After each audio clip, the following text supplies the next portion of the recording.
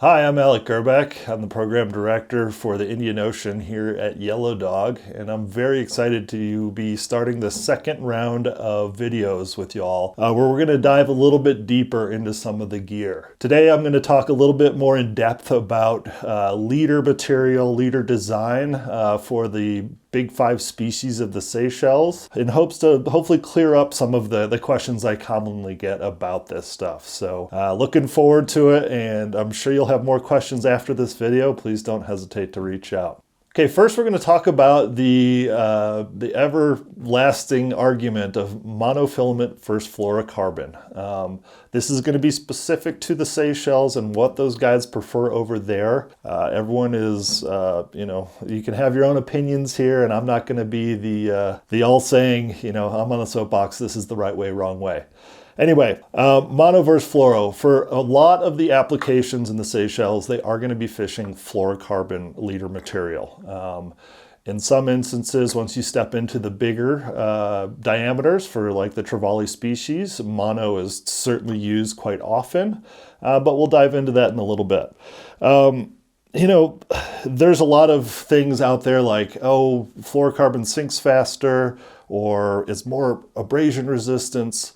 Really what it comes down to, in my opinion, is going to be the diameter of the material. It is going to be a thinner diameter for the same breaking strength as a monofilament. When you look at these two, this is a classic example of a 20 pound, and you'll see that the fluorocarbon is going to be a little bit thinner. In my mind, that is a great advantage when you are fishing to some of these more technical fish, like a permit or bonefish, triggerfish, something like that. And then, if it's going to hold up just as well as the 20 pound nylon or monofilament, great. Mono certainly has some great characteristics. It's got great stretch. It ties a far better knot, in my opinion. And then it's going to apply in places, like I said, the Trevally, where you are going to be tying such a thick piece of leader material that I'm not so worried about its diameter and spooking the fish. I just need it to hold, and I need those knots to seat nicely. When talking about the big stuff, a monofilament versus fluorocarbon in the 100 to 130 pound class, now we do got to consider a sink rate. A fluorocarbon at this diameter of like 1 mil is almost going to act like an intermediate tip to your fly line. When I'm applying these fluorocarbons, typically it's going to be where I need my fly to maybe cut into the water a little bit quicker. So maybe that's a bigger fly profile, or I'm fishing the surf and I just need that fly to get through the breakers into the zone and start fishing right away. In general, I typically fish the mono just because it is tried and true. It's far less expensive, and it really does the job. It's got great abrasion resistance, really supple, and things like that. So anyway, that's just a little bit more about this. There's no right or wrong reason. If you fish mono for all your different rigs, totally fine. If you fish fluoro for all your rigs, totally fine. All right, now I want to talk a little bit more about the leader design you can expect to use in the Seychelles. Now, obviously there is the kind of classic extruded taper leaders that come in a lot of different sizes and pound tests, and really where these could apply for you on a trip to the Seychelles is targeting species like bonefish or permit. I would say they've been starting to get used a little bit more in recent years than they did before, whereas the alternative for a lot of the other different species, being like triggerfish, giant trevally, milkfish, bumpies, things like that, they're going to create a custom leader design for you out of a leader material. We'll get into that a little bit more about how it's going to be constructed and tied, but I just wanted to kind of jump back to the tapered leader really quickly. So when thinking about what am I going to need as far as tapered leaders when I go over there, really, I would say, let's call it 6 tapered leaders in the 16 or 20 pound class. That's going to be great. I'd honestly more lean on the guides tying their custom leaders for a lot of the different species. So you're not going to need too many of these. They come in a lot of lengths, a 9-footer, 10-footer, 12-footer. If you don't want to tie on a lot of extra tippet on the front end of your leaders, certainly the longer ones are a little bit more beneficial to you. When You have these 9-footers though. A kind of a useful tool you can do is, instead of tying tippet off the front trying to create another 4 feet of line, I'm actually going to tie a butt section of about 50 pound on the back end, and that's going to create a nice strong butt section that's going to help lay out that long leader for you. So just a helpful tool, and I'll demonstrate that here in a little bit. When talking about using just the leader material to build a custom leader, they're often using a uniform diameter leader. And what I mean by that is they might just pull out a spool of 20, pull out a bunch of that material, and then what they're going to be doing is creating a bimini twist loop, and then they're going to cut the loop, furl it, create a perfection loop at the end. So now you have this very springy, uniform diameter, virtually 100% knot strength leader. Very effective, a little getting used to it. Doesn't have the great taper that these extruded ones do, but they sure are strong and they sure have a nice uniform sink rate. So let's get into a little bit more about kind of customizing or creating these custom tied leaders. So now that we've talked about kind of bigger picture stuff, I want to dive a little bit more into now the different species and the leaders you'll be using. So we're going to first start with Bonefish and the different leader designs that we can use over there. So first I want to talk about the tapered leaders. Again, great use for them. Doesn't need to be too complex. They're a great tool for the job, and I just wanted to now further kind of show you how you can add that fighting butt to create a little bit extra length if you have these 9-footers. At the end of the day, for me, the less impact on the water with a fly line close to the fish, the better your presentation is going to be. So that's why we typically try to extend our saltwater leaders a little bit longer at times. So first going to take out that 9-foot. This is going to be a 16-pound fluoro. We're going to undo it. Take the time to undo it, otherwise it'll get away from you and you'll end up in a knot. I'm sure we've all been there before. Okay, so now I'm going to come to the butt section. As you know, these extruded taper leaders, they're going to be really thin on the front with your tippet size. And then as you come to the back, you're going to end up with like a 40-pound breaking strength, essentially, back here diameter. So first thing I'm going to do is I'm just going to clip off that little perfection loop that they've provided us from the factory. And then I'm going to grab a equal or slightly larger diameter stiff material. So if you're using nylon, I'd go with the hard nylon just because it's going to be really stiff, again, helping it lay out. Or these fluorocarbons, just kind of by their standard characteristics, are quite a stiff material. So I've got a 9-foot leader. Let's say I want to make it to 12. I'm going to create 3 feet. I'm about 6 foot tall, so I'm going to do half my wingspan here.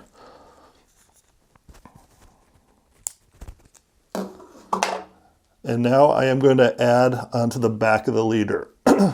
What I like doing this now is I've got a very thick knot back here that is not going to be a very thin knot up here that is more likely or prone to break. So, it's both strong and it's going to help me turn over my fly. So I'm going to just do a blood knot back here, and with the thinner material, I can do a few more turns. With the thicker material, I got to do at least one less. You'll get to know the material the more you do this. I'm going to start seating. Make sure you lubricate and get that nice and tight. Now quickly, I just want to talk about knots and use of knots inside of leaders. I really like the blood knot, even though it might not test out to be as strong as a uni-to-uni or a surgeon's, in that these tags right here, obviously I'm going to cut them short, but they're a lot less likely to hook up on my rod tip as it's passing in and out if I were to reel that much in, or a piece of turtle grass to stay on that little tag end that is left. Whereas a surgeon knot or a uni is really going to have an angled tag, even when you cut it, and it's going to act like a little hook and get hooked up on your rod tip or catch a piece of turtle grass and get you out of the game. So anyway, quick tidbit there. So now I'm going to trim these down nice and snug. I know I've got that knot seated well. And now I'm just going to come to the end and recreate my perfection loop. We're not going to get too in depth with how to tie the perfection. That could be a video all on its own with all the different knots. But yeah, make sure that's seated. And that's the beautiful thing about a perfection too. You can see that tag comes straight out perpendicular leader material too. Again, I'm going to trim it, but it's going to pass through that rod tip a lot better than, let's say, a double surgeon's, where you've really got an angled tag that might catch on its way back out. So we're just going to trim that down. And now I have a nice 12-foot long leader with a big fat butt that's going to help me turn over. And then, yeah, if you do want to add tippet on the front end, you certainly can. So this would be a great Bonefish tapered leader design. You can certainly just fish it out of the package too as a 9-footer, but this is nice kind of added advantage, if you will. Now, the alternative is going to be creating that furled bimini twist leader like I was talking about.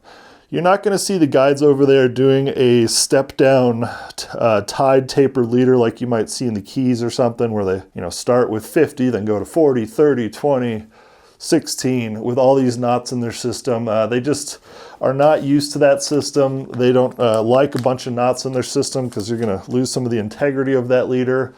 So again, they're just going to be using a bimini twist and a perfection loop, and that's really going to minimize the amount of knots in your system.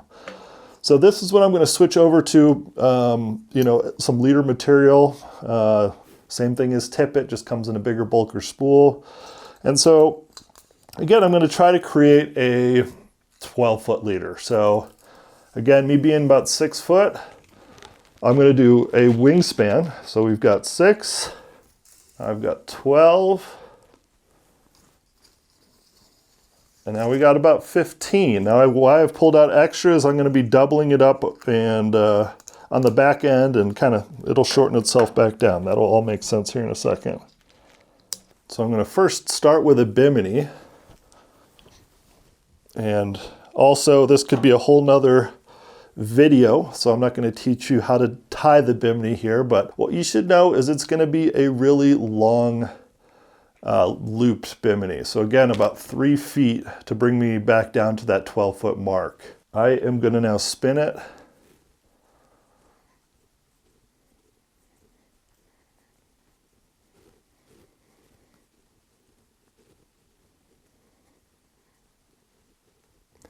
Some people like 21, some like 25, some like 23. Again, personal preference, whatever you have confidence in.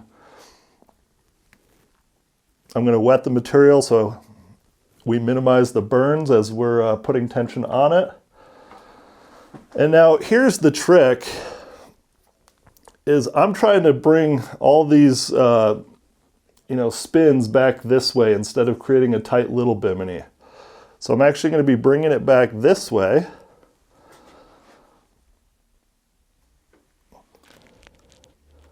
I'm going to start with that loose barreling and then go to the tight barreling after that.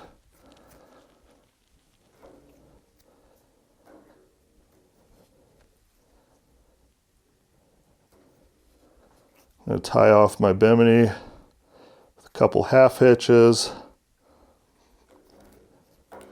and we'll move on here. So I've got my bimini. I'm going to trim that tag relatively short. Again, this is a pretty small diameter material, so that longer tag isn't necessarily going to hang up with much resistance of folding over if it were to catch my rod tip or something like that. So now you can see I have this really long loop here now with a bimini twist at the end. I'm going to come down to this end here.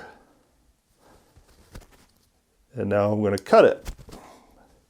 At this point now, we are going to furl. So I'm going to separate these two pieces from each other, and I'm going to be twisting my fingers in the same direction to start spinning the material together. Now this will take a little bit of time, but if you think about how many blood knots it would take to tie a tapered leader, it's going to be no different. So just twisting these two materials together. Again, I'll just stop real quick so you can see what's happening. And then also this long piece is going to start twisting on you a little bit. So every once in a while, just give it a couple strokes out so it untwists. Okay, going to continue.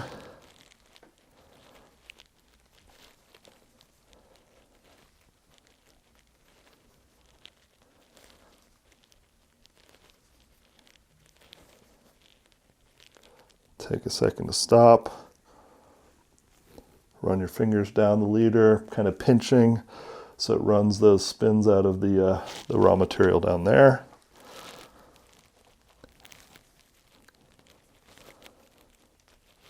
And so what this is going to do for us is it's going to create a giant spring in our system. All these fish, whether it's a bonefish, a permit, a trigger, a milk, bumpy, once they learn that they've been hooked by something sharp, they want to go away in the opposite direction in a very quick manner.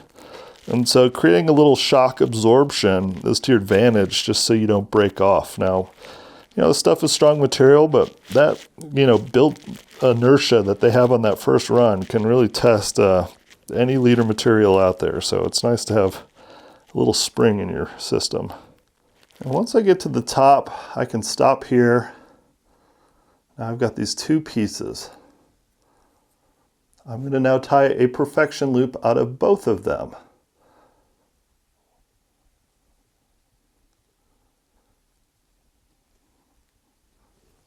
Okay.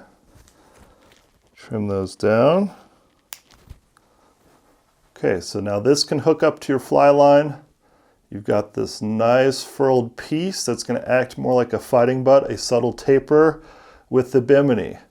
So now when I were to hook a fish, you can see how much spring, how much stretch I've now created in this fluorocarbon material that wasn't there before. So as you strip set and that fish turns and burns, you now have a little bit of an advantage of them not being able to snap that line. So very cool.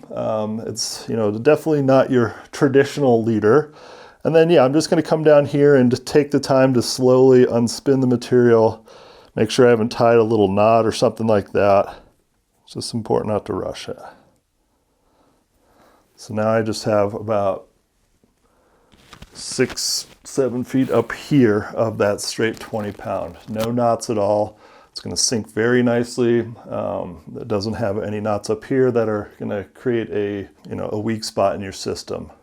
Now, with that being said, some of the ideas you can do with this to create even a further taper is maybe a shorter piece of, let's call it 25 or 30 pound that you furl, bimini, and maybe do, 6 feet of. Then you could step down to your 20 or 16 or something like that if you wanted to create a little bit more taper. But all in all, the idea is to create very strong with some spring, and this is going to be a great system for bonefish. So next we're going to talk about the Indo-Pacific permit that you'll likely encounter on your trip. Undoubtedly, if you're out there bone fishing or you're maybe looking for trevallies on stingrays, you're going to bump into these beautiful, horrible things, and it's nice to know how to approach them. Very similar to the bonefish in that you can use those tapered leaders if you'd like to. Otherwise, using this custom furled leader that I just showed you. And diameters or break strengths are going to be very similar. So bonefish in general are going to be 16 pounds would be your bread and butter, maybe 20 pounds if you're fishing them out in the surf. Whereas permit, I would say more likely you're going to start with a 16-pound test and might even step down to a 12-pound. Again, fluorocarbon is going to be their preferred material. That's what those guys have confidence in. And they're going to be tying these leaders for you as well. So not to worry, I just want you to know what to expect. So with the permit, I would say 10 foot would be the minimum length, and they might fish you all the way up to something like a 14-foot leader, depending on the situation you find them in. All in all, these permit are typically in very clean, clear water on top of white sand, so a stealthy approach definitely matters. So again, when talking about this leader design, not only is the fly line further away from the fish as you're casting it out there, but now you've created a very light impact on the water with this long leader as well. Well, a tapered leader, really isn't going to have a huge impact. As it tapers out to that thicker material, it's going to have a little bit more vibration as it hits. This is going to land just a little bit softer for you. And again, if you hook up, it's got that spring, so when he turns and burns, you're going to keep him on. The next fish we're going to talk about, maybe one of my favorites to target on the flats, and that's the triggerfish. It's a face only a mother could love. They are super fun though. They are very technical. They fight hard. They refuse flies all the time. They bite them in half. They're just really enjoyable to target, and typically you get a lot of shots when the tide's right and they're up and ready to play. So with the triggers, this is where I am going to step away from using the tapered leaders. What I have found with success in landing these fish is you've got to be quite aggressive with your fight after that initial hookup, to where you're trying to break their spirits and keep them closer to the surface of the water before they can make up their mind to shoot into their hole over the edge and stick their trigger up and never to be seen again. Again, this design is going to be a lot more conducive to you putting a lot of extra pressure on that fish once it decides to run. And that way, you can kind of keep him up and away from that hole where he's going to end up in. So again, I would say 9 to 12 foot with triggers.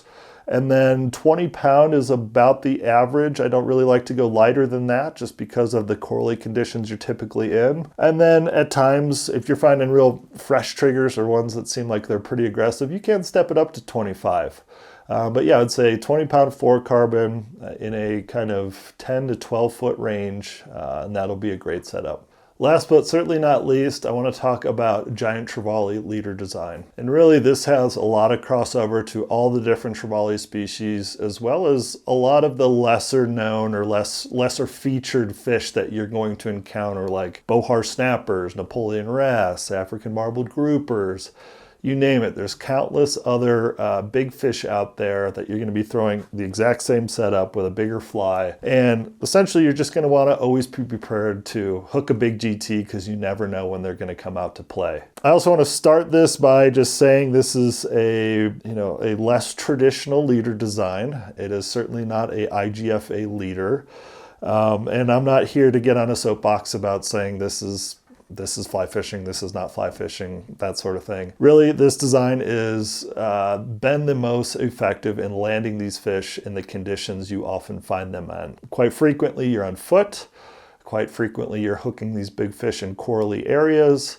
And every single GT knows exactly where the bad stuff is. He wants to take you straight into the bricks and break you off, so it's really important that you apply a lot of pressure on these fish and stop them before they go home. So again, I totally understand having a breaking point in leaders and things like that. So do all the guides, but we also want you to land these fish quickly so we can get them home safely. So again, we talked a little bit about mono versus fluorocarbon. They each have their unique attributes. The monofilament is going to be, more of a floating material at this diameter. It's going to seat a knot very well, and it's going to be very supple. And then when you look at fluorocarbons, at this diameter, it's almost going to act like an intermediate tip. It's going to engage your fly into the water column a little bit quicker. It's going to be a little bit thinner. And it's going to be a little bit harder to seat that knot nicely. It doesn't matter how hard you pull, it always seems to want to just back off a little bit, but has great application. So again, fluorocarbon, where I find its use most helpful is where I need to get my fly down fast. That would be somewhere like a surf zone where there's lots of waves kind of tossing my fly all over the place. Maybe I'm searching deeper water with like an intermediate tip. So I want to kind of keep that uniformity of this whole system sinking by using that fluorocarbon leader, whereas a mono at 100 to 130 is going to really kind of create this weird bow where your fly is going to be doing that. So fluoro is great, but again, expensive. Mono will certainly get the job done. This is all they fish for a long time before the advent of the big fluorocarbons getting out there. With the leader design, very short and sweet, it's going to be a single piece of the diameter you choose. So again, a little bit more of a homeboy leader. This is not an IGFA setup. Again, you're applying a lot of pressure on these fish and you want to land them quickly, so this is what's necessary. I would say a majority of the time you're going to be fishing something like a 120, 130 pound test for a lot of the season. I have noticed the guides do start to step down as the season gets a little bit later, where those hot, calm days are happening. So you might step down to the 100 pound class. Very specifically, you might step down to an 80 pound if you're fishing really shallow water, GTs on stingrays on top of sand. I would say it's the least frequent way of, targeting these fish, with that leader size. But just so you're aware, if you encounter it, that's what's going to happen. I wouldn't say it's necessarily a requirement that you have that size, but at least that 100 to 130 pounds, somewhere in there is going to be your baby. So when creating this leader, I'm just going to pull off a nice long piece. Don't necessarily need to clip it off its bulk spool yet. And again, I'm going to create this, this perfection loop in the back.